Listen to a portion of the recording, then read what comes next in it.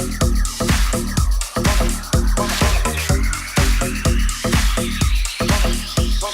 good afternoon, everybody. My name is Dan. I'm the Chief Product Officer at TouchNote and recently also the Managing Director of the UK, which means that I have the sales and the promotion piece in the app as well as the product piece here in town. I am aware of the fact that I'm keeping a large group of people away from the afternoon tea. They're well-deserved afternoon tea, so I'll try to do this as quick as possible and will give you the key messages that we have. But what I'm here today to talk about is I know we've heard a lot about deep linking and a lot about promotion, a lot about customization, and this is stuff that is bread and butter to everybody in the room. What we have done over the past 9 months is try to repurpose our app and the experience that the users go through, and we are in a digital-first, mobile-first service, just like many of the others here, to really hone on the use case, thereby promoting the app for specific use cases as well.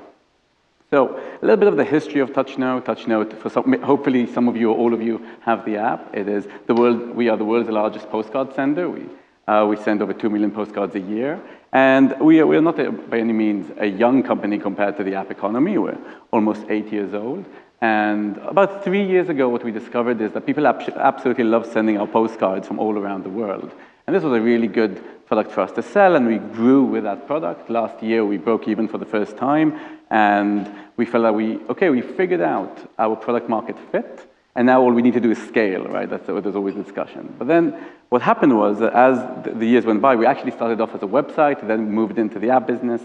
What we found was that there was always an inherent use case that we had, and then when we wanted to cross-sell or upsell to other products, and we sell canvases, we sell framed photos, we sell print boxes, which are cute little boxes where you can automatically curate your best pictures from a trip you had. I'll show you in a minute. What we found was that once we acquired these users, retention, just like for many other apps at a scale-up stage like we are, retention was really the name of the game.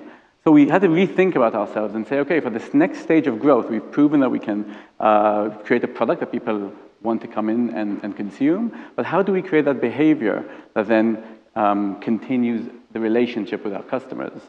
And over a 6-month period, we went through a whole rebrand, but more than the actual rebrand itself, we went through a repurposing of the app.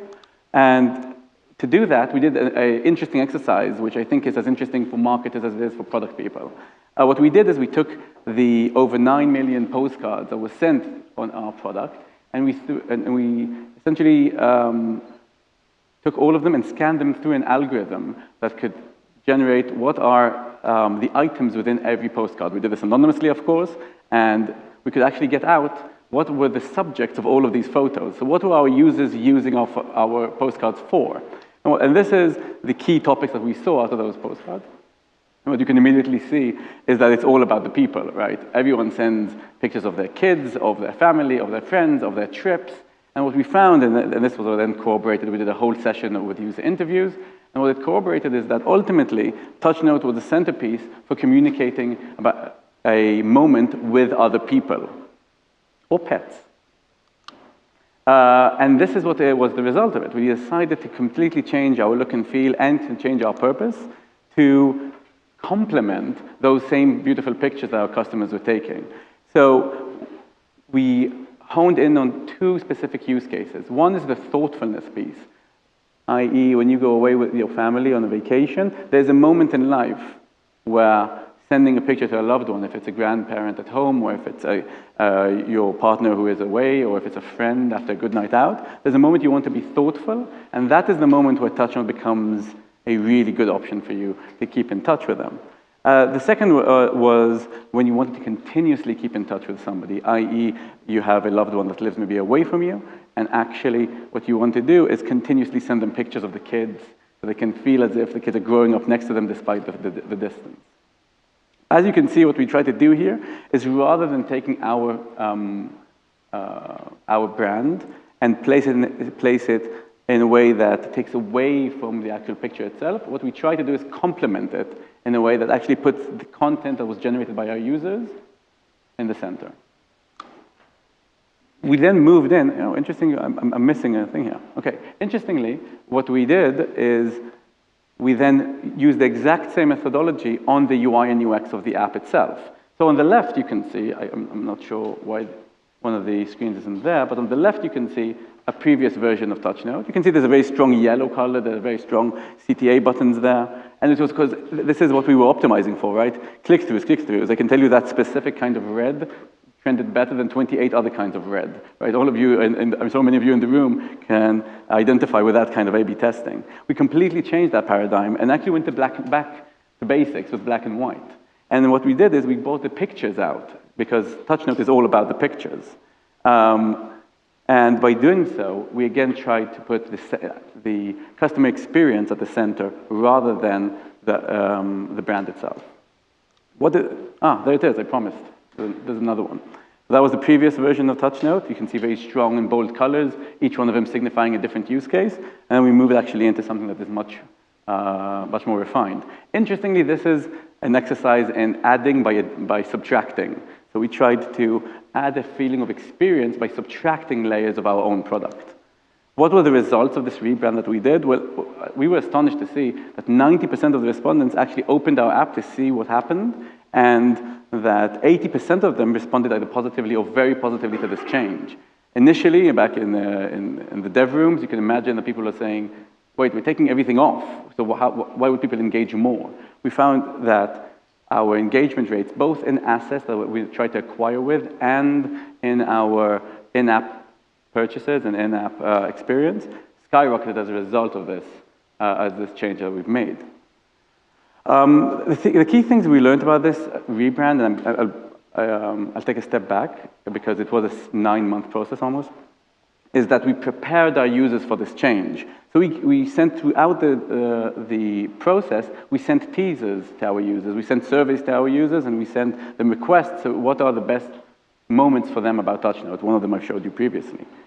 Another part of this is that we try to communicate the emotional value of the product within the retention piece.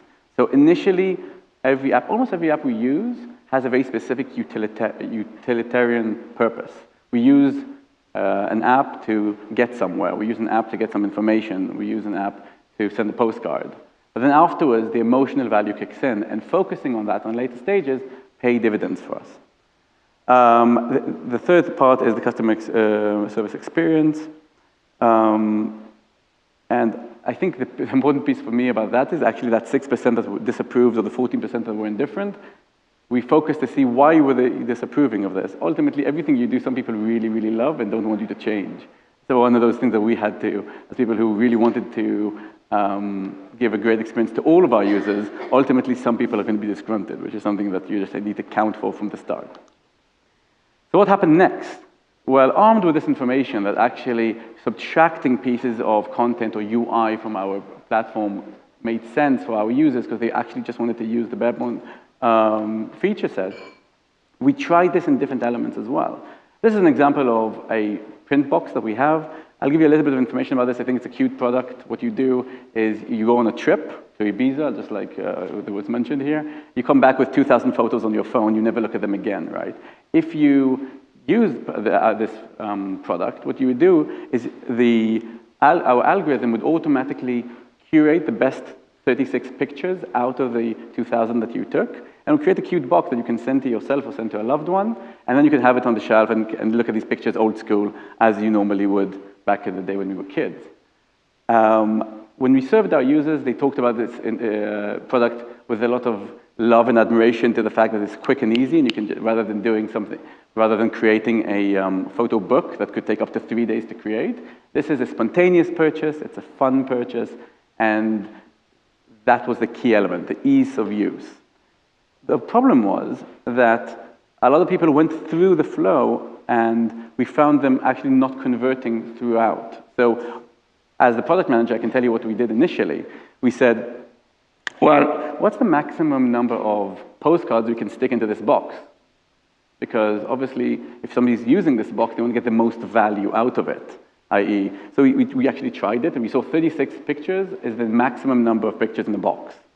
So we gave our users 36 pictures, right? That's the obvious thing. Give them the most value out of this one product.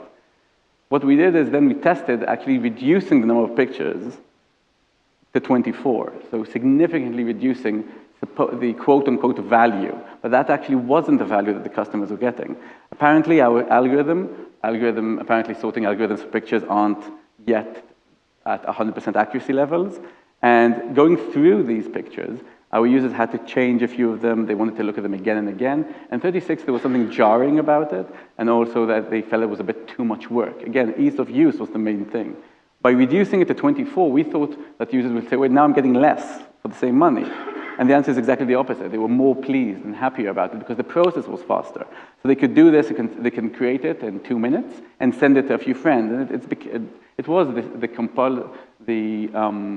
complementary kind of product that you would send to a friend after a great vacation with them. And it doesn't have to be so cumbersome. So this specific test, very simply, by reducing the number of photos that we actually provide, and obviously if you want, you can add more, it's a threshold, actually increased conversion rate, increased customer satisfaction.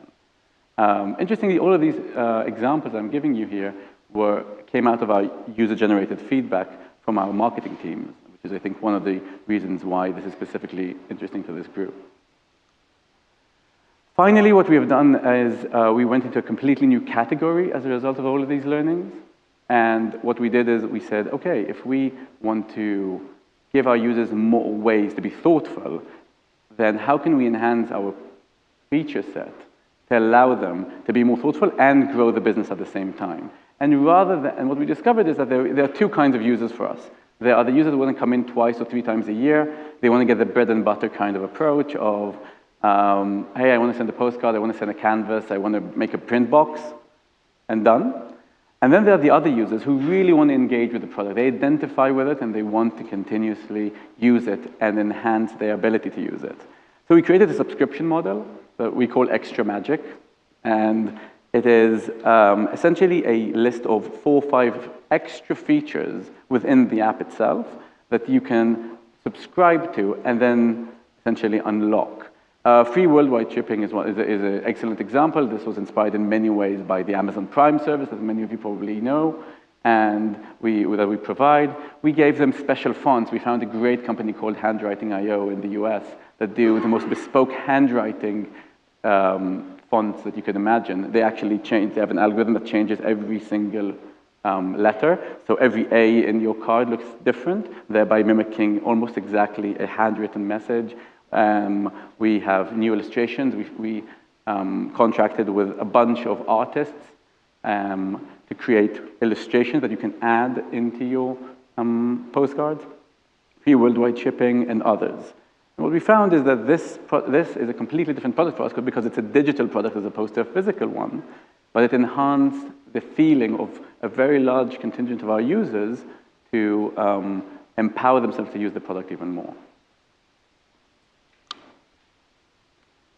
Finally, ultimately, we are a physical product company. I'm sure many of you as well. You do stuff on a digital platform and then move it back into reality. So in a previous conference I was in a few weeks ago, they called it the phygital revolution. I think they need to think of a different word. Phygital sounds strange. But ultimately, we cannot make and embrace this kind of change without changing our physical products to align with the customer intent as well. So these are an example of our previous greeting cards. Greeting cards is the second best product we have after postcards. And they're a cute product. I'm sure you can imagine yourself sending this to your mother, to your spouse, to your friends. And what we did is we said, okay, how can we change the physical products to be more intent-driven as well? And what we did is we changed them slightly to have this is an example of where we added color to them, so that on Valentine's Day, you'd send a card that has a little bit more of a flair to it. Some of our other products, we increased or decreased in size depending on the use cases. A canvas is a great example. If you put one in the living room, it's different size. If you put one in the bedroom, and so on. We changed the frames of all of our framed photos to have specific use cases, such as Father's Day, where we had more of a masculine frame, and so on. And each time we communicated, rather than communicating, hey, this is the product and we have a whole range to give you, we actually communicated the specific use case and the products that pertain to that use case. So for us, that was very, very revolutionary. So here's a case study of something that we're doing just now as an example of how we're implementing this across all of our different metrics. So 45.7% of all TouchNote products relate to children. That's actually not true. They relate to children or pets, but I didn't want to make a comparison there. And over 25% of these products have to do with birthdays. So it's birthday cards, it's gifts, it's thank yous for birthdays, and so on. So the conclusion for us is, how can we emphasize the birthday proposition within our greeting card? And what we did is, as I said, we took a bunch of amazing illustrators to create the funniest puns that we could think of, and to create the best artwork within our subscription model to empower this kind of use case. And then we took the exact same boxes that we always had for our product, and we literally printed. I'm not sure if you can see from over there, but this is actually a print. It's not a real bow, but we actually printed on them a gift-like template. We also put the exact same product in a bit of a nice wrapping, all to give a feeling of a present to the same exact product. And the results were absolutely staggering. That is an example of how we used our insights from our marketing team to change the products themselves to create better intent. Thank you.